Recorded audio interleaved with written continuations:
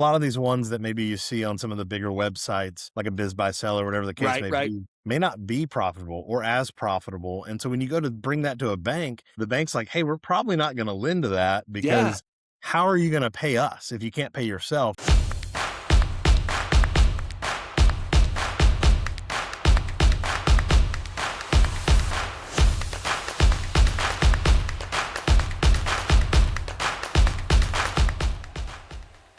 Welcome to Entrepreneurship Through Franchising, a show about kicking down your cubicle wall with ETF and getting honest insights from the experts who guide new franchise owners.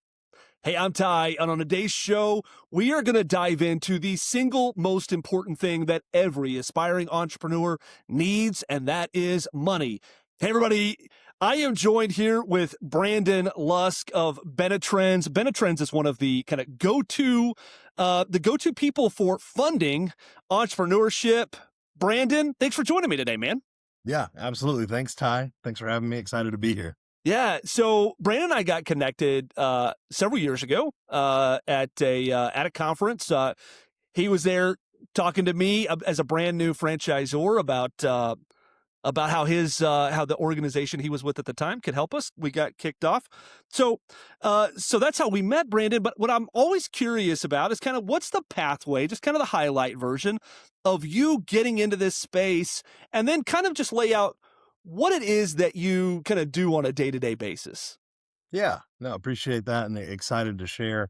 My first, I guess, foray or dive into entrepreneurship was I saw it in one of my good buddies now, but he was my boss at the time, and it was with Chick-fil-A, and he Okay. was kind of that small owner in a big pool, franchise world. Chick-fil-A is kind of the non-franchise franchise, Right, but right. I saw it in him. He was operating a mall location here in Baton Rouge, Louisiana, and I got to work with him. And he actually had brought the model outside of the restaurant, as they called it back then, into selling chicken sandwiches in Tiger Stadium with Okay. 100,000 hungry fans. And Yeah. that was the first time I saw it because, when you think Chick-fil-A, you think, man, those guys got it good. There's not much hustle, maybe. Like, yeah, they might have to work in their restaurant, but they've got teams and efficiency. Hmm. Well, our mall location, if I don't know if this stat holds true, if anybody from Chick-fil-A is watching the podcast, I was told it was the lowest volume Chick-fil-A in the country. And Yeah. so he had to go out and make his own money to bring in sales. And I saw that, and I saw where he was, paying for people's rent on the side because we weren't in the best location where our mall was. And he had really built a team and a foundation. And I Hmm. lucked out. He was an umpire of mine at our church baseball league, and I Yeah. needed I needed a summer job, and really fell in love with it there, and saw for the first time like what it meant to own and operate your own business. And Yeah. all these years later, I worked with him to open now what's one of the highest grossing volume stores in Louisiana, and left there, worked with another restaurant group, and kind of just ingrained my entire career in helping people, but always felt the notion of what it was like to help entrepreneurs, and did a little bit of franchise development with one of the brands I was in, and was like, this is the world I want to be in, is finding people that are hungry, that want to follow a system and want to go through with that and grow their own business and do it on a scale where they're helping people in their community, not just helping the big, C Yeah. corporate America or whatever you want to call it, Yeah. right? Yeah. There's all these things. And so stumbled into the world of supplier side, into franchise funding, and have been doing that for 4 years now. And, for all the good and bad that you hear in the world of franchising and small business, the funding world is kind of awesome because it's kind of the silent cog that is just keeping everything turning and spinning. Everybody needs money. You know that as Yeah. well as I Yeah. do. We all need it to eat. We all need it to pay for everything we want. And when you're starting a business, you need it because I've never heard of anyone shutting down for having too much money, but they usually That's shut down right. if they don't have nearly enough money. And so have been in this world, like I said, for about 4 years, and it's such a rewarding place to be. Benetrends being one of the top funding providers in the country, in franchising specifically, and Yeah. getting to help so many people either start their journey in entrepreneurship or, do their second, third, fourth location of what they're That's doing. right. Yeah. Man, I love, it brings back memories because, I remember working at I had this job, and we had one of those dead malls down the street from the business. And it was one of those places, like the only thing left in it was the Sears, which would soon go bankrupt as well, in a church. There's a church and a Sears, and the food court that still had the Chick-fil-A in it. And similarly, I don't know, they might have been in competition for the lowest traffic as your Probably friends pretty there. close. But yeah, I remember the person, you just think about the grit that it takes sometimes to be a business owner, getting that ice chest and filling it up full of chicken biscuits, and hitting the businesses around, because nobody was going to the mall. Nobody went to that mall, and so they had to get out in the community and meet people face to face when they couldn't just rely on it to come to them. And man, what a great advice. If you want to be successful in business, you can't wait for it to come to you. You've got to, if you, even when you're successful, if you go at it with that grit of I'm gonna reel you in. I'm gonna go out there, meet you where you're at, and bring you into my business, whether it's a home service or a restaurant or whatever it is. It's such, I mean, there's a lot of lessons there, and also knowing that you're a Chick-fil-A person, that speaks volumes. Anytime I can get my hooks in somebody that's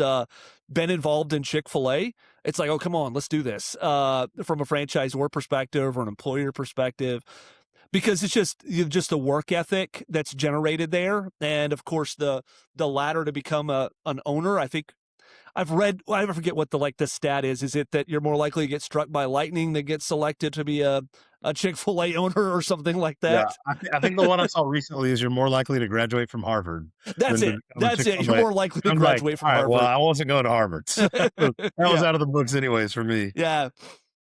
So let's talk about kind of where your expertise lands. Because I think a lot of people out there, entrepreneurship is, of course, I mean, they're teaching this stuff in MBA programs now. These programs have classes on, how to go out and acquire a business. I've heard the term gray tsunami used, or buy a boring business used, and this idea that there's a lot of businesses out there that are for sale, or you've got people aging out. You go out and buy business. That's what a lot of people think about. But the funding can be kind of difficult for those. Do you guys ever?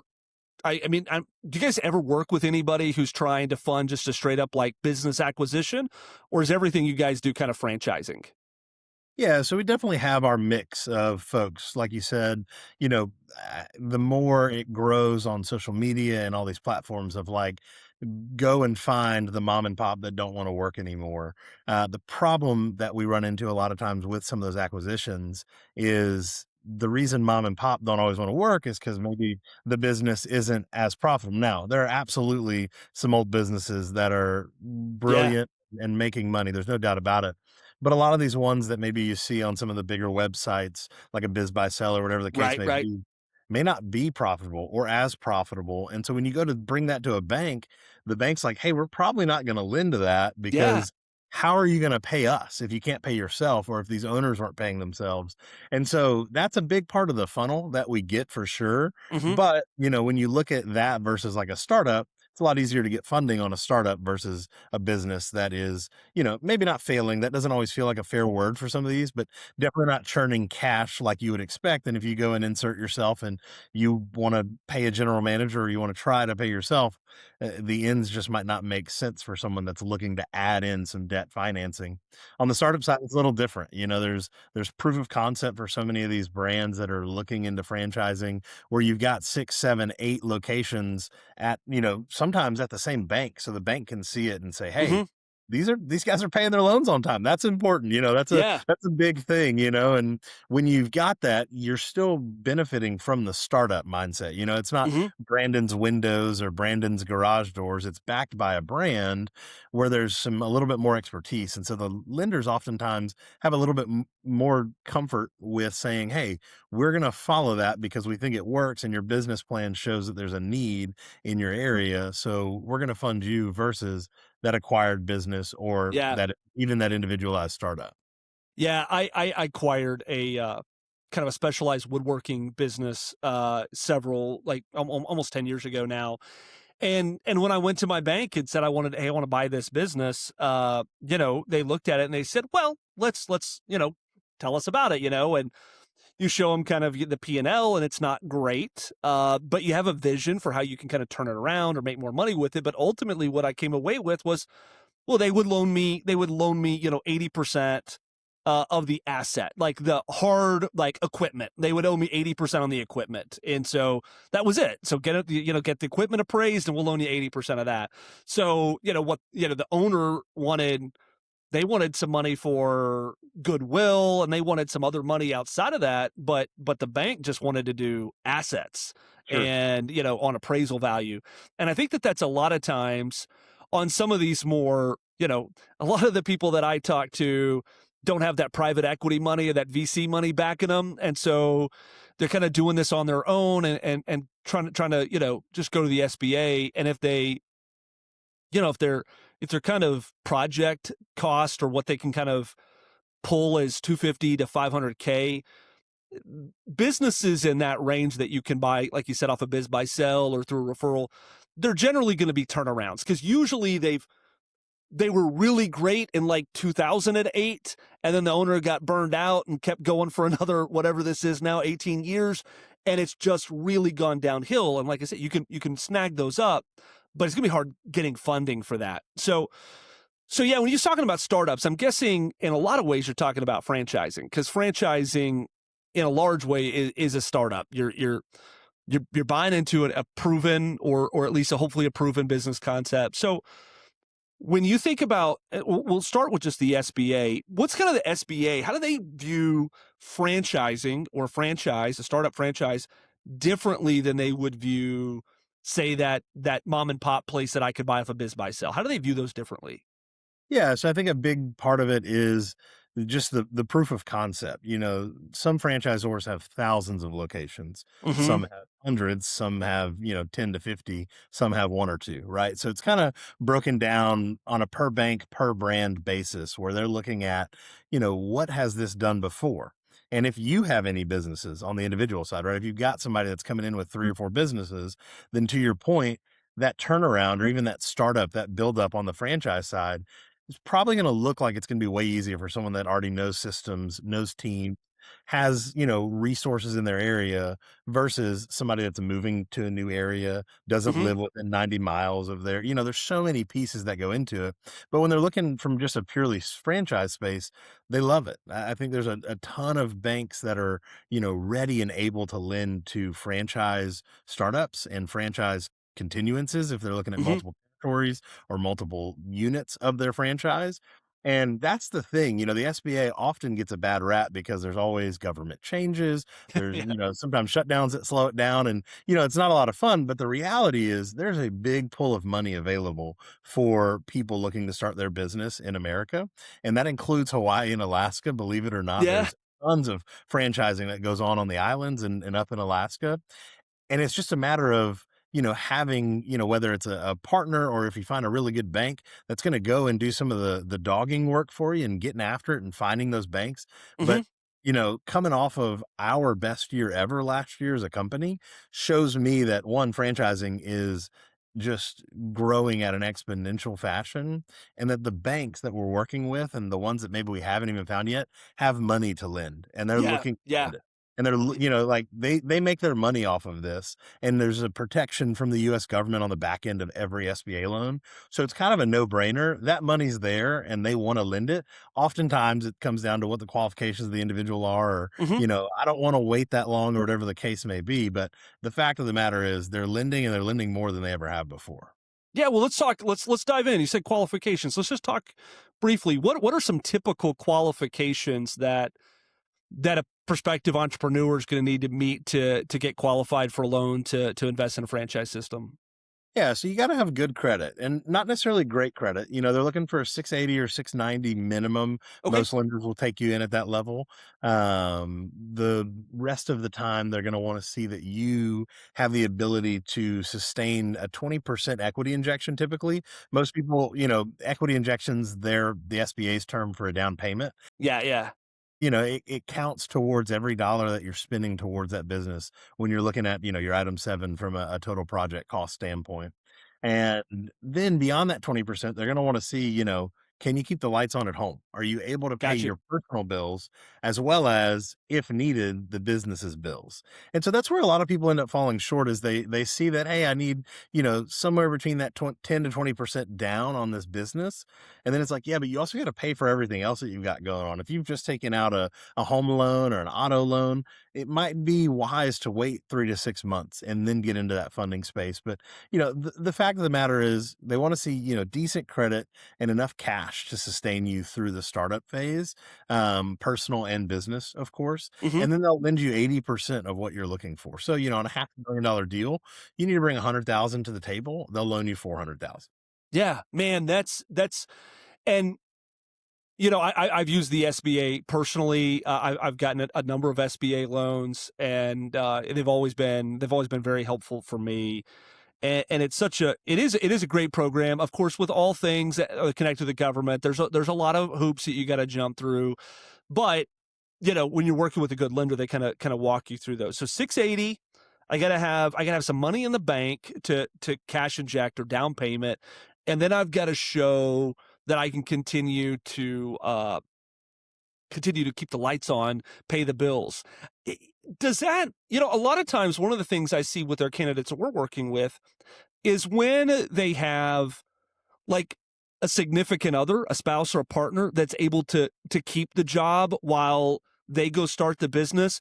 Do you see that as having an impact in helping make sure the thing gets approved is when one person keeps a W-2 income and the other person leaves a W income to run the business? Does that play a role? It does. Yeah. I mean, they're going to want to know what the next, 10 years of your life look like from the standpoint of your franchise agreement. But really, that next year of your life, year and a half maybe, what are you doing? Are you going to stay working until the doors open? Are you going to work beyond the doors of your business being open? Who is working? Does your spouse not work now? Are they, the big one is like consulting. So I've got a bunch of accounts receivable. When am I receiving them? That's Hmm. important too. Like not many IOUs out there getting paid. Well, that's Yeah, okay, but like when is it going to happen? Because yeah, at some point, if spouse A is leaving their job and that's $100,000 out of the income pool, and they're trying to replace that with the business, well, the lender's going to say that's fantastic. We want you to make that much money, but we want to get paid on our loan first. And what does that look like? And so, income generation is great. A lot of people, and maybe this is true for some of the candidates you get to talk to, they want to keep their job as long as they can. It's super common for somebody to wait for like a bonus to pay out and then yeah, yeah, yeah, back, they're like, "Hey, I got this bonus, then I'm going to use that as part of that down payment." So like definitely having both spouses on the loan and showing strong income will help kind of map out that 12 to 18 month cycle of, you know, no business starts day one making money, to the bottom line. yeah, Hopefully money on day one. Hopefully you get some sales and some good marketing out there. But that's kind of what they're looking at is before, until that bottom line is getting structured how you want it to look and how it's going to look. Grand opening is going to have a big fluff. What does month 4 look like? hmm, That's what lenders want to see, beyond that pace of grand opening and all of the money that we've injected from this loan, who's paying for it? And so if yeah. there is income, it's like, okay, well, that's good because that's going to help cover not just your personal debts, but if the business needs it, you're able to pay for that loan until the business can catch up. Yeah, so showing that you can service that debt and you've got Absolutely. you've got a plan. So I'm guessing that you're working with these lenders, and you're going to need to probably put together some sort of pro forma, probably, and then like a business plan. Speak to how, and this is one of the challenges with kind of going back to the acquiring a business versus starting a business up, specifically a franchise. Speak to how what that looks like when you're trying to put together a pro forma as a potential franchise. Uh, how is that different than maybe when you're trying to like just pull numbers out of thin air for either a true startup or acquiring a business? Yeah. So I think that's another thing to think through is like when you talk that acquisition language, the devil's in the details. You can't hide the 3-year performance matrix because they've been around for 3 to 5 Hmm. years. And they've got what happened over the last 3 years, and it could be really ugly in some cases. Other cases, it could be really good. and still not show profit, right? Those are the kinds of things where whenever you turn it into like a startup metric and you're doing this whole build out and, you're doing location and demographic surveys and, SBA usually wants to see it. It's like a 30 to 40 page full Wow. business plan that includes up to 3 years financial projections, budgets, pro formas, and it's all got to be mapped out again so that the lenders don't expect you're going to be a millionaire day one or whatever number you want to place your goal at, but by year three they're going to want to say like, hey, is this thing going to look steady? I had a guy one time, this is like my favorite story to share candidate.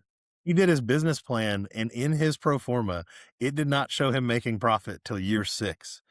Ty, I don't know that I would give you $100 bill if you aren't gonna pay me back for 6 years, like, Yeah. what are we doing and when are we gonna get paid back is what the lenders wanna know, and then, of course, they wanna know what your goals are, are you a general manager? Are you hiring in a general manager? That's gonna be, what, 60 to $70,000 a year these days? So that's 60 to $70,000 that isn't in your pocket, and it's not in the bank's, pool for opportunity to be paid back. What does that look like over 3 years? Well, that's $180,000 that no one's touching other than your general manager.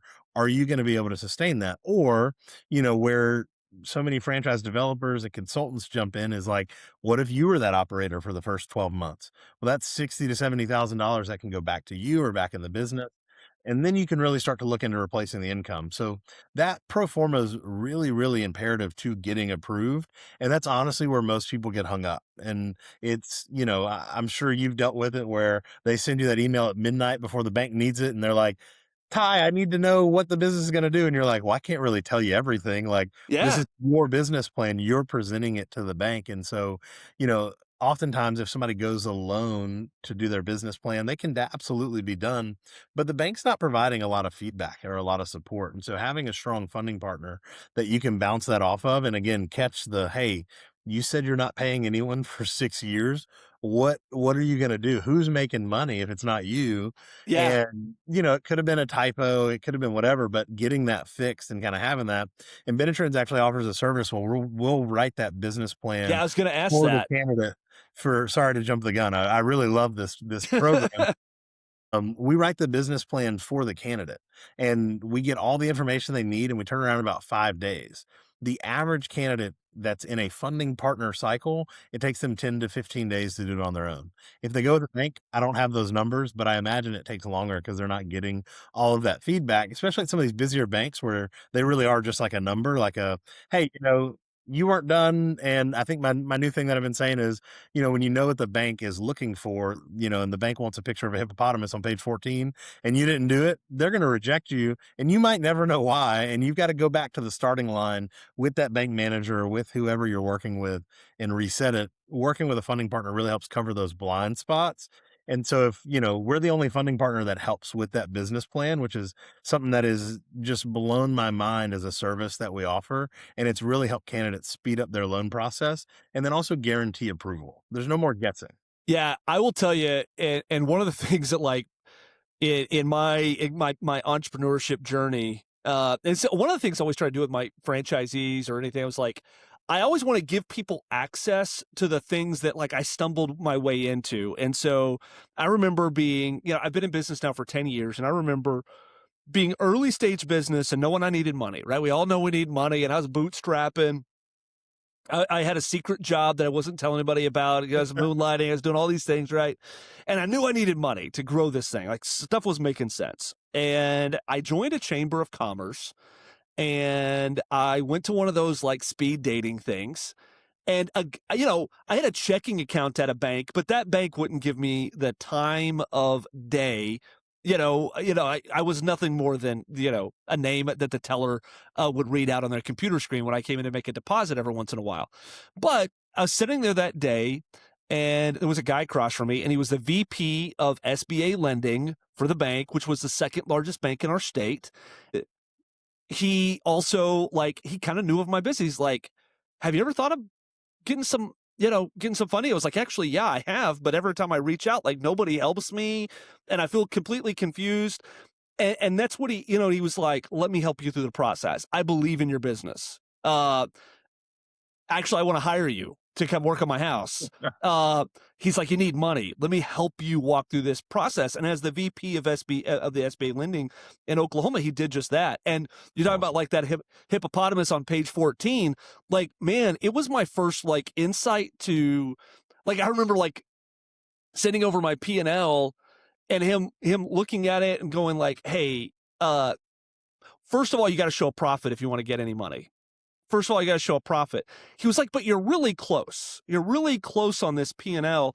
He was like, do you mind if we get this in front of a CPA friend of mine and walk through these expenses with you? Because I've got some feelings that you've got some stuff on your P&L that doesn't actually belong on your P&L. It belongs on your balance sheet. And he Sure. like walked me through that. And, you know, I had accounted for some loan expenses on my P&L. They belonged on my balance sheet, and it was throwing my profit number off. And but just that guide that walked me through it. And now like that's always, I'm like, I've had these guides in my life. I want to get you connected with people. You know, my buddy can only do loans in Oklahoma, and we don't have any opportunities right now in Oklahoma. But it's like there's other people out here like that can walk you through this process and get you access.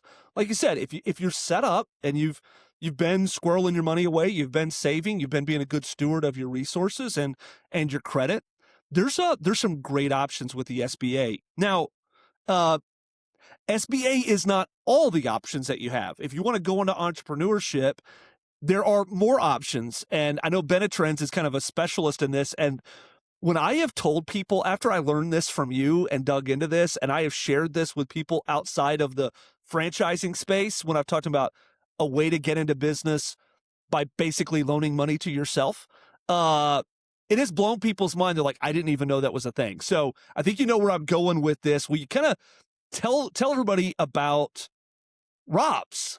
Yeah. So, the ROBS program, Rollover for Business Startups, it's been around for 45 years. And, my time in the funding space, I've been able to really dive in. And the more I read and learn about this, as like least salesy as I can be, Ty, is if there's money available and you can do it the right way, it's a really great program. Essentially, from the 40,000-foot view, it allows you to access any former 401k or IRA funds without facing any early withdrawal penalty or income tax, and roll that money into your corporation to use as any legitimate business expense as per the IRS. And it's a really cool story. Benetrends started it 45 years ago. Our founder, Wow. a guy named Lynn Fisher, who was a tax attorney and still is. And actually this week has just been announced as the recipient of the Entrepreneur of the Year award through the IFA. Uh, Wow. small Good shameless for plug, him. Good for him. small shameless plug for us there. I Yeah, mean, right. No, I've sat next to him at several booths, man. The guy is a nonstop advocate for this program. yeah, and it's really cool. The first supplier ever to win that Entrepreneur of the Year award, and this Rob's program, we used it to help an Amco franchisee up in the Northeast, and that was the first time ever. And now, 45 years later, not a lot has changed. And what it was actually created for was to create more retirement plans in the entrepreneurial system of America back 45 years ago. And so that's exactly what it does. You create a retirement plan within this corporation. The money rolls to that retirement plan. There's a private stock exchange between your retirement plan and your corporation. So it's your money. I'm always emphasizing the your side of it. I don't touch it. I don't get any of it. If anybody wants to, bring me onto their team as a franchisee helper, I might be the good janitor these days. I don't know, but it's always your money. There's a private stock exchange. That money's wired to your business bank account. And you use the word loan, which is actually like a big no-no when talking about the Roth. Okay, sorry. Yeah. It's not a loan. It's Okay. strictly designed around not being debt. It's not debt that you service. It's a qualified retirement investment for the life of your business. You're investing in yourself. Yeah. And it comes from just not knowing the retirement space for a lot of people. A lot of people are like, yeah, I take money off of this check and I put it in the bank account or in my retirement account, and it invests in these stocks, bonds, mutual funds. And I don't think about it. It grows 10% every year. And that's what these companies are doing, is they're accessing your capital to grow their bottom line, essentially, is how they operate. And that's why it Yeah. rises and falls rises and falls, is rises and falls with the market, and you can check Mhm. on it. Well, the ROBS you can't check on every day. It's how your business is doing. But some of the benefits if you fund fully with ROBS versus like combining it with an SBA loan or a HELOC or cash, you're not going to be able to log into Fidelity and say, oh, like my business is up 10% today, right? You only know what's coming in and out of the cash register and how your business is growing, but you don't have to pay it back either. So day 31, when the creditor would come knocking for your SBA loan, there's no required payback ever unless So you yeah, you sell the have no business. you have no debt service. So it's Yeah. going to allow your business to have more cash for operations. Uh, that's great. Yeah, and it's quicker. There are some of those requirements around retirement plans and C corporations, which are super important. But when you work with a strong CPA, it really is the same as running your business as you were going to run. And so, Mhm. whether again that's combining or standalone ROBS, it's a really strong path to getting funding for your business. Man, that's just like I said, everybody I've ever kind of and I explained it to wrong. Uh, Hey, it works. It works. yeah, but everybody that I've ever kind of ran down, like you could take your 401k money penalty free, invest it in yourself, follow the rules that are outlined, and there you go. And that's such, I think a lot of people who want to be entrepreneurs, that's ultimately what the play is all about. It's about leaving corporate America to invest in myself, to say, hey, I've done my time here. I've learned what I can learn, but I want I think that Tim McGraw's song. I want the next 20 to be different than the last 20, Sure. and that's what the ROBS really allows you for. Once again, it's a great program if you've been making those right decisions and putting the money away. Now, you did talk about how you could combine these things with an SBA, and you've helped out some of my candidates, my franchisees, do this where you put them together. Kind of explain that. Yeah. So I think when we talk retirement, there's this natural apprehensiveness. And, I tell people on the phone, I'm like, especially if I've got a husband and wife, I'm like, one of your hands are sweating as I'm saying, use your retirement. And what you're hearing is take all of your retirement dollars and throw them in this black hole. And, you know, that's it. But it's like you're in this conversation because you believe that the business is going to succeed. No one buys a franchise or is awarded multiple territories or whatever you want to call it and thinks, "Man, this thing's gonna tank." Like, if they do, then that I don't have an answer for that. Right, right, But the candidates that are looking at this as an opportunity to get out of corporate America or build a legacy for them and their family and bring in their kids to their business or whatever their goals are, using the rollover in combination with something is so common. I was talking to a guy the other day who's with John Deere for I forget how many years, but he had about 1.5 million in his IRA and he wanted to look at the opportunity to do, I think it was like a $500,000 business. And he's like, "Brandon, I don't want to take 500,000 of my own money." And I'm like, "Yeah, I don't blame you for that decision hmm at all." Some people do, don't get me wrong, but even if he did, you're still looking at only offsetting 33% of his retirement fund, which over growth over time, if he started the business and never made a dollar, like he wouldn't have, you know, he'd still be in decent shape. But the reality was he wanted to use a little bit of his assets from the ROBS, combine that with your SBA loan, and all that really looks like is whatever you roll over counts as that equity injection. So again, $500,000 project, you're only going to need to roll over $100,000 and you get 400,000 on your loan. And plenty of people that have, healthy retirement accounts will do like a 50-50 where they're looking at, hey, I'm going to roll over 250,000 and I still want to get a loan for 250,000. And those are just becoming more and more ways that you can combine and strategize, and it's what works for the candidate. Some people right. that are on the younger end, it's becoming so very common where people are leaving these high paying, employee stock option programs where they have a ton in retirement, but they're, 30 to 35 and they don't hmm have a lot of cash on hand. Well, in their regard, they may have to use a rollover to then qualify for an SBA loan. And so Right. I think, I don't know what you're seeing on your end. We kind of are seeing the age of the average franchisee go lower. We And are too. so it's kind of like, hey, there's a lot of ways to skin this cat, but who can be creative and figure it out? I don't, in so many of their cases, they're taking 50,000 from their retirement and they're getting, that in that case, a $250,000 project cost. And for a lot of service based brands, that's two or three territories. I mean, that's hmm a That's right. really healthy business investment, and they've still got money in retirement, and they believe it's gonna be successful, so it's gonna pay off in the long run. So, and it combines the Rob's plays nice with everything. That's what I tell everybody. Cash, HELOC, money from your parents, whatever you need it to play nice with, it plays nice with. Yeah, man, I think that it's such a really cool program. It's like you said, it's super flexible. Uh, let's cover the last one. And you kind of hinted at it, HELOC. I've know that people use that, to start businesses, to grow businesses. Give me kind of your rundown on that, kind of pros and cons of going the HELOC direction. Yeah, so HELOC can be a really great tool to really invest in anything or pay for anything that you need to. You're leveraging your home against it and the equity that you've built in your home. You've been in your home for 15 years on a 30-year loan. You've probably got a good, sense of what the equity in your Hmm. home looks like, especially if everyone in the neighborhood's selling their houses for higher values. The thing with HELOCs that I'm always wary to tell people to jump right in and use is I kind of paint them a picture of like everyone loves to go bleak and say rainy day, and rainy days absolutely exist. You understand it. You were bootstrapping a business at one Hmm. point. But I also paint them a sunny day picture. Let's say you get into, a service-based brand and you got 2 or 3 territories and you want to grow it to 4 or 5. Well, if you've tapped out your cash and you tapped out your rollover or whatever, you have that HELOC ready to go for the sunny day of growing your business. On the back end, you've got the rainy day of growing your business too, right? Let's say that you need the bottom line to hit and you need to make payroll. Well, then you can access that HELOC a little bit easier than you could before. And so there's a lot of moving parts when it comes to that HELOC. Usually you're going to save about 1% on the rate from what the SBA looks like. So right now, SBA is about 9.5. Most new HELOCs are getting at 8.5.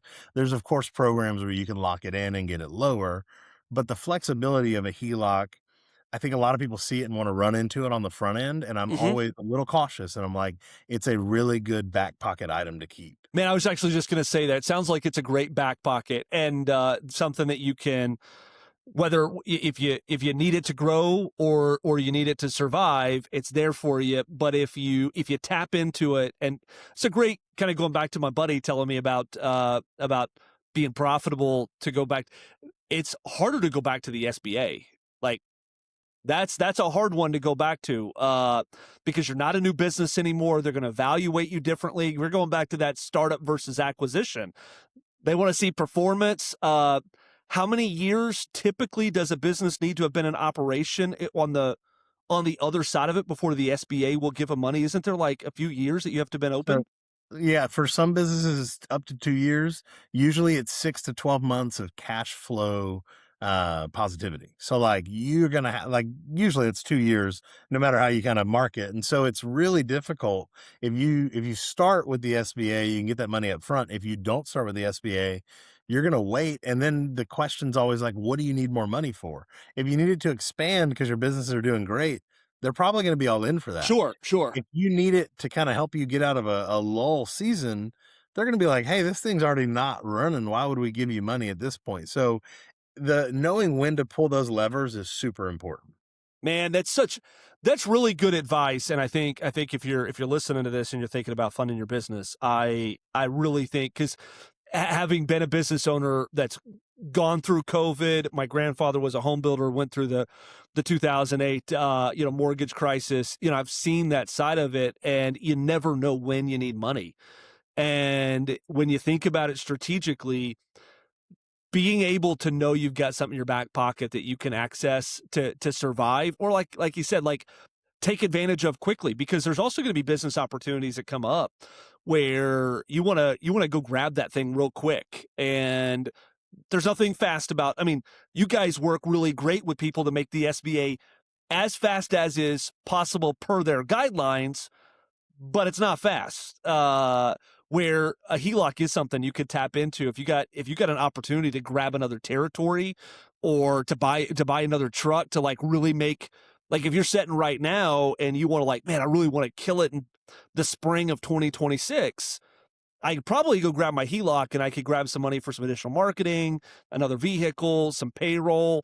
I could do that right now and be ready to deploy that. The SBA would be a little bit tighter for me to deploy something in Q2 of 2026 this year. So, Yeah, man, absolutely. that's good stuff, man. So the last place, and you talk to a lot of people who are looking at buying a business. How important, from your perspective, is making sure you're properly capitalized for this journey? I mean, I think we kind of joked about it at the start of the podcast.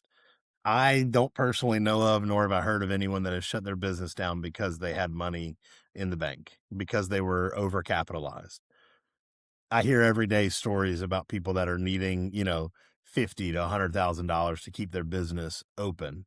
And so it's so important on the front end to like know what you're asking for, and that could be additional working capital for marketing for a van. Maybe you want to start with two, whatever the franchise that you're looking at is working with. But like knowing what it is, and I get so many people, Ty, and you probably have these conversations too. They like look at that range on the FTD and they're like, I'm really going for the low dollar almost range. And I'm like, hey, how FDDs are made and all that, that's somebody else's, that's the lawyers and the franchisors. I'll leave that to you guys. Yeah, But like when they look at that range and they go, hey, I want to look at the low end, especially if there's like brick and mortar, I know we love talking service. Some of those brick and mortar, when they try to go lower end, I'm like, you've got furnitures, fixtures, equipment, whatever the case may be that you're looking at, don't go low end. There's yeah, no prepayment penalties with the SBA, and that's included on the service side too. There's no prepayment penalties. So if you do borrow $100,000 too much, which I've offered to every candidate I've ever worked with, call me if it is too much, and I'll love to help you pay it back to the bank. Like I'll show you who to call and who to set up yeah, with. yeah. But, like, no one's called me yet because everything's getting more expensive, and we know that. You've seen that, Hmm. and you've helped a lot of people restore things that are, Right. of high value to them, and that's probably getting more expensive, and all of that to say, go in and know what you want, but don't try to cut corners on it. Don't try, and that's not to say that, the high end of your FTD is 500,000 and you do get in at 300,000 that you did something wrong. You probably did something right, and that's really great, but not every franchisee is gonna have that journey. So don't try Hmm. to go for 150,000 if the franchisor is recommending that you get at 300 or more. Man, I tell you, every time we do kind of our FDD review, and there's those ranges there, the startup. I always say, like, hey, to be honest, I want you to just like completely ignore the low side number, ignore it, uh, because yeah, I want you to plan for the worst and hope for the best, and really work for the best, so that if in the end you're able to come in at this startup here at this number, you're just going to be able, but you've capitalized for the high number. You're just going to be in a position to grow your business stronger. And I've had franchisees come to me and like, golly, Ty, I got all my stuff sent over the SBA and they approved me for this much, but I'm thinking about taking less. And I have on many occasions said basically the same thing. I've said, man, uh, I want to discourage that because you can always pay it back early. If you took too much and you're like, golly, at the end of the year, I just have way too much money and I don't even need any more money to grow. It's just like it's that good. Good for you. Pay it off, and you'll be just fine. But And chances are, if it's that good, you're going to put fuel on the fire and grow it even stronger, faster, better. 100%. Or you might need the money, and I would rather have the money to get to. And, if you borrowed, and I know we're just throwing numbers out to everyone that's listening on the Yeah, podcast, but, if you borrow 50,000 or 100,000 too much, which again, call me if that happens. I'd love right. to have that conversation. But the interest you're gonna pay on 50 to 100,000 for 3 months, 6 months, by the time you find out that it's, too much, Uh-huh. you're talking hundreds of dollars, if that. I mean, it's like minuscule to your total project cost. Borrow it and put it back if you don't need it. The lenders are gonna love you for it. Your principal's gonna love you for it. All of it's gonna be better than what Yeah, you thought, but give yourself a chance to get there. Because those first 3 to 6 months, that's gonna set you up for the next 10 years, every yeah. time. Your success in business generally is dictated by your first 12 months, and that is so making sure you have that capital. Brandon, this has been really fun. I always enjoy getting a chance to talk to you. Somebody out there, they're thinking about this journey, they're listening. What is a piece of advice you would give a potential entrepreneur who's listening today? Yeah, I love getting opportunities to sit in rooms like this and have these conversations. Education around funding is so important and critical, again, so that people can know what they're getting into. How much is it going to cost to start a business, and am I going to make money? And so I always, I think the buzzword is validate, in franchising, talk to other Yeah. franchisees, learn from them, learn from their mistakes. But I always add validate to the guy that's funding like you are. There's so many different ways. If somebody is given money from their parents' estate to start a business, their bottom line traction is probably going to look a lot different than you who's borrowing at a 9.5% interest rate. Hmm. You've got to make that payment, day 30 usually. Hmm. So again, just validate wisely, go for it. It's fun to dream and build. I'm a big dreamer. I love thinking about what can be and how you can build and grow systems. But it's kind of I guess it's biblical. Don't despise the day of humble beginnings. There's a lot of work to be done. That's And right. I think that's what I learned. In those early days, like I wasn't the only one selling chicken sandwiches. The owner of my business was, That's and we right. were marching up and down. I don't know if you've ever been to Tiger Stadium, but it holds 100,000 people. We're like marching up and down steps. I was making 50 cents a sandwich, Todd. And, at the end of the game, I'd count up and have like, $300. So I was doing something right. Right. That still might be some of the most money I've ever made back then. But, it's like that felt like such a small thing. I'm just selling a chicken sandwich for $5. I think they're 9.50 now, by the way, Yeah. which is crazy. But like that was such a small beginning that has launched me into this career of helping people. And that's the same thing for everything that's franchising.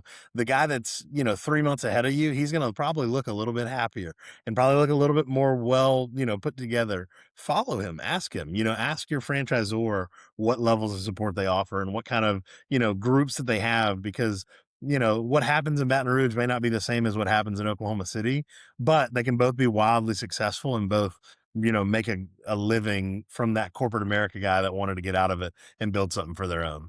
Man, that's really good advice. Of course, always validate. Well, Brandon, one of the goals of this podcast that I've started here was to connect people with people who will guide them through the process of becoming an entrepreneur and a business owner. I think you and the organization you work for is one of the best guides because, as I think we've clearly defined here, one of the absolute most, if not the most important thing. I've told people this, that honestly, every franchise that I've ever heard of has a pathway for success. They all have a pathway for success.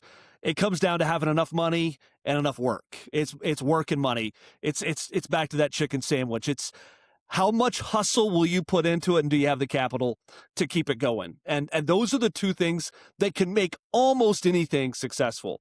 And your organization can't make them work. They can't make them go hustle that chicken sandwich, but they can make sure that they've got the capital to maybe hire someone to go hustle the chicken sandwich. Sure. So it's really great having you on here as one of those guides. Brandon, if somebody likes what you're saying, is needing some capital to fund their franchise, fund their future, how do they get connected with you?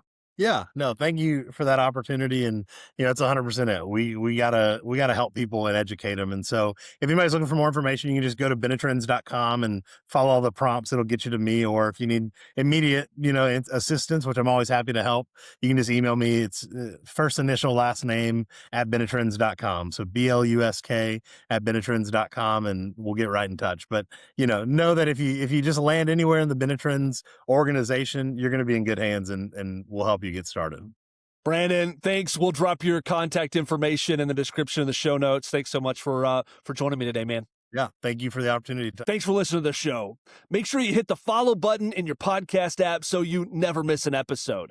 And if you're watching on YouTube, subscribe before you go. You can also connect with me on LinkedIn. Just search Ty McBride. Later.